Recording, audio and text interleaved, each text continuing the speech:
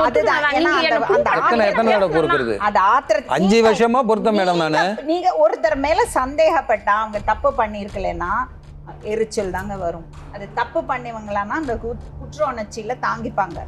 தப்பு பண்ணாத ஒருத்தரை சந்தேகப்பட்டுட்டே இருந்தா அந்த ஆத்திரத்துல கோவத்துல அப்படி பேசதான் தோணும். ஒழுக்கமா வாழ்றவங்களை போய் 5 வருஷமா நீங்க பேசிட்டா நான் தாங்கிக்கணும். 5 வருஷமா நீங்க எங்கேயாவது ஓடி போய் சொன்னா நீங்க பண்றதெல்லாம் அவ தாங்கிண்டால. தாலி வேணான்னு தாலியை கட்டி போட்டுருவீங்க. அதெல்லாம் கோவத்துல அந்த தாலியெல்லாம் வந்து கோவத்துல பண்ணறது தாங்க. எத்தனையோ பேர் இங்க வந்து தாலியை கைது போட்டுருக்காங்க, போயிட்டுறாங்க.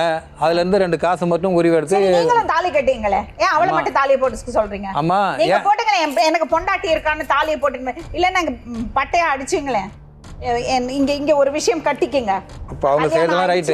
அவங்க செய்யறதெல்லாம் நீங்கலாம் ஜாலியா நடப்பீங்க. பொண்டாட்டிய வந்து மெட்டிய போட்டுக்கோ, இங்க குங்குமம் வச்சுக்கோ, தாலி போட்டுக்கோ. இதெல்லாம் அவ விருப்பப்பட்டு பண்ணறது. நீங்க கட்டாயப்படுத்த கூடாது. என்னது நான் என்ன கட்டாயப்படுத்த? அது என்னோட மாட்டுக்கு மூக்கணாங்கயிறு போடுறாங்கல்ல அந்த மாதிரி தான். நான் என்ன மேம் அவங்களை கட்டாயப்படுத்தினேன்?